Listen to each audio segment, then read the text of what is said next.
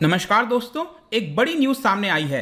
आपको पता होगा 2 दिन पहले तालिबान के द्वारा सरकार अनाउंस किया गया था इंटरिम गवर्नमेंट, और उसके जस्ट एक दिन के बाद ही चाइना ने यहां पर $31 मिलियन का एड जो है वो अनाउंसमेंट कर दिया है। ये आप देख पाओगे, China endorses Taliban interim government announces $31 million aid for Afghanistan. तो इसके बारे में हम देखेंगे, समझेंगे कि क्या ये जो एड है वो किस पर्पस के लिए है और क्या ये एक्चुअल में अफगानिस्तान के भलाई के लिए यूज होगा।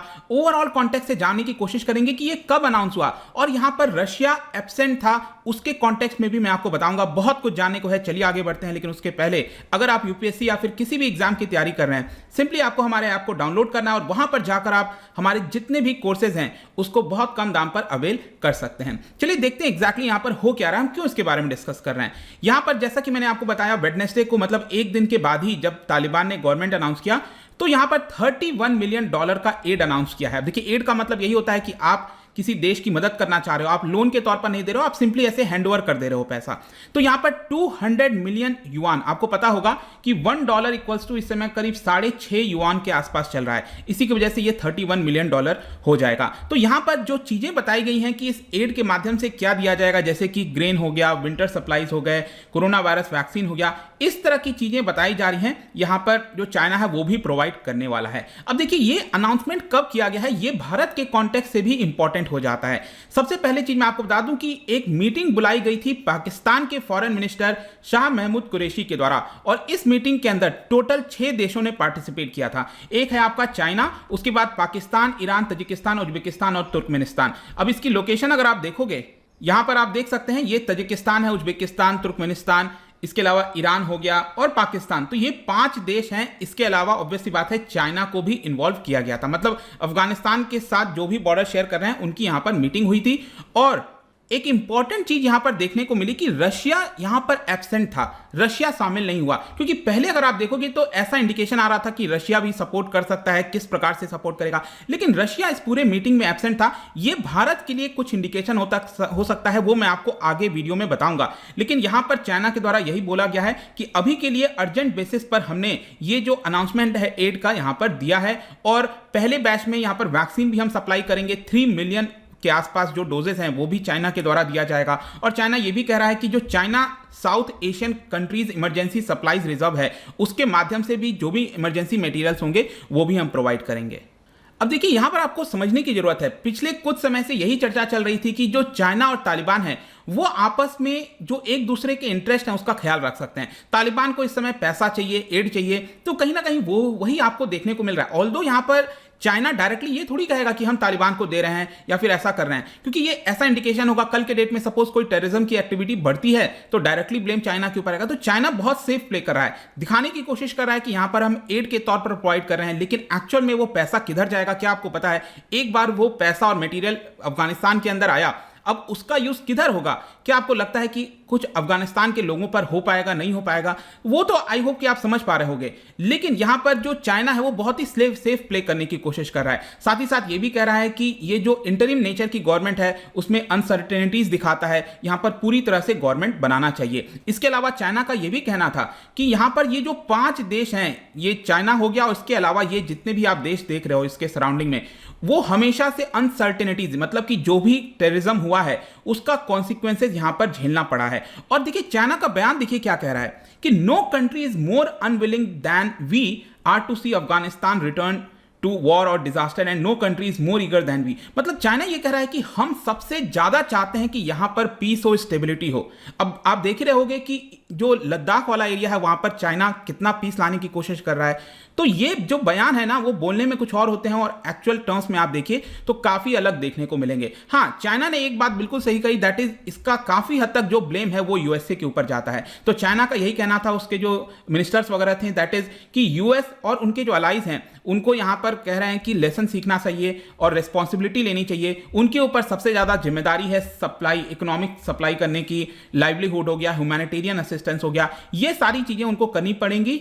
और सॉवरेनिटी और इंडिपेंडेंस का भी ख्याल रखना पड़ेगा, मतलब कि जो एक प्रकार से ऑक्यूपाई किया जाता था वो ऐसा नहीं करना चाहिए। अब देखिए, यहां पर क्वेश्चन यही आता है कि अगर कोई भी देश मदद करता है, यहां पर अफगानिस्तान में कोई चीज भेजता है, तो उसके बाद क्या अकाउंटेबिलिटी रहेगी? वो पैसा किधर खर्च हुआ, किस चीज में यूज हुआ, मटेरियल कहां गया, ये अकाउंटेबिलिटी तय करना ये बहुत बड़ा मुश्किल वाला प्रश्न उठता है। कोई भी देश अगर कहे हाँ हम ह्यूमैनिटेरियन बेसिस पर कर सकते हैं अफगान के लोगों के लिए, लेकिन क्या वो एक्चुअल उनके पास पहुंचेगा जब तालिबान वहां पर शासन कर रहा है।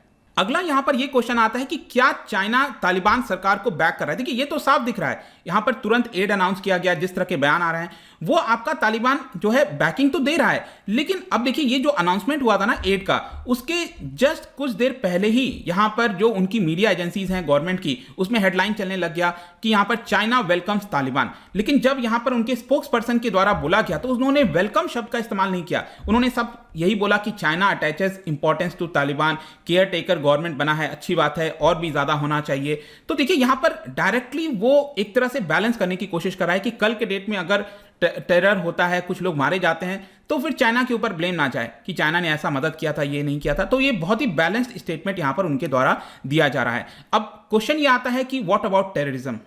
ये बात सबको पता है कि इस पूरे रीजन के अंदर जो टेरर एक्टिविटीज हैं वो डेफिनेटली आपको बढ़ते हुए देखने को मिलेंगी। कोई ऐसा सोच रहा है कि नहीं होगा, सब बढ़िया रहेगा, अच्छे जैसा रहेगा, ऐसा नहीं है। लेट मी टेल यू, जिस तरह से आप अभी माहौल देख लो ना, किस तरह का माहौल बन रहा है। और अफगानिस्तान में हमेशा यही हुआ है कि जब भी तालिबान, आप देखो पिछली बार क्या हुआ था कि वहां पर जो टेरर एक्टिविटीज हैं वो बढ़ रही थी। और यहां पर अगर आप देखेंगे तो अगेन चाइना ने यही बोला है कि जो भी एक्सट्रीम टेररिस्ट फोर्सेज हैं उसके ऊपर कड़ी कार्रवाई करनी चाहिए, क्रैकडाउन करना चाहिए। सभी पार्टीज को साथ मिलकर जो इंटेलिजेंस शेयरिंग है, बॉर्डर कंट्रोल है, उसके माध्यम से टेररिस्ट को एलिमिनेट कर देना चाहिए। अब मैं यही सोच रहा था कि चाइना एक तरफ कह रहा है कि टेररिस्ट को एलिमिनेट कर देना चाहिए, लेकिन जो लोग रूल कर रहे हैं इस समय, आप देखो ना कौन कौन से लोगों को शामिल किया गया है सरकार के अंदर, तो किसके एलिमिनेशन की बात कर रहा है चाइना, ये एक बहुत बड़ा प्रश्न है। और यहां पर कह रहा है कि सिक्योरिटी और स्टेबिलिटी होनी चाहिए पूरे रीजन में। देख ही रहे हैं हम लद्दाख और बाकी रीजन में कितनी स्टेबिलिटी है। अब देखिए भारत के पर्सपेक्टिव से जब मैं ये देख रहा था तो यहां पर एक बहुत बड़ा जो वरी है भारत के लिए,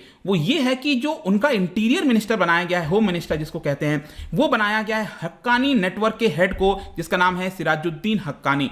ये जो पर्सन अगर आप देखोगे तो ये डायरेक्ट, ये हक्कानी नेटवर्क बनाने का मकसद ही इनका यही था, भारत के खिलाफ यहां पर जंग छेड़ना। यहां पर पाकिस्तान ISI हो गया, उनके साथ बहुत ज्यादा क्लोजली यहां पर वर्क करते हैं ये लोग।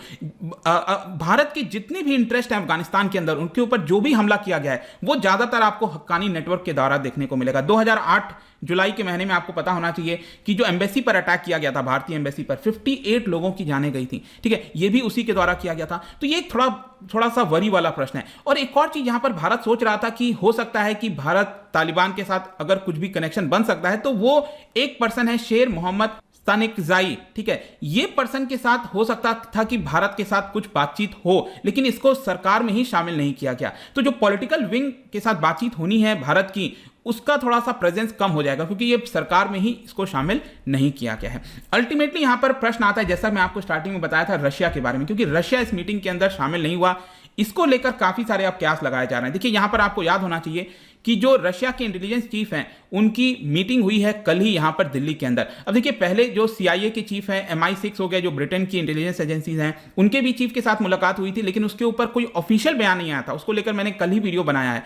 लेकिन जो ऑफिशियल बयान आया है वो रशिया के साथ, क्योंकि रशिया के साथ खुलकर अब हम बातचीत कर रहे हैं। और जो सबसे बड़ा एक कंसर्न यहां पर देखा जा रहा था, यही बातचीत हुआ है कि जो सेंट्रल एशियन जो कंट्रीज हैं वहां पर टेरर एक्टिविटीज ना फैले। तुर्कमेनिस्तान, उज्बेकिस्तान, किर्गिस्तान, तजिकिस्तान हो गया, कजाकिस्तान हो गया, यहां पर जो टेरर एक्टिविटीज हैं वो नहीं फैलनी चाहिए। और इसी की वजह से दोनों देश के जितने भी इंटेलिजेंस चीफ हैं, जो भी लोग हैं, उनके बीच में बातचीत हुई है। और साथ ही साथ ये भी इंडिकेशंस आ रहा था कि टर्की और पाकिस्तान जो है वो यहां पर क्या कर सकता है, इन्फिल्ट्रेट करने की कोशिश कर सकता है सेंट्रल एशियन के अंदर।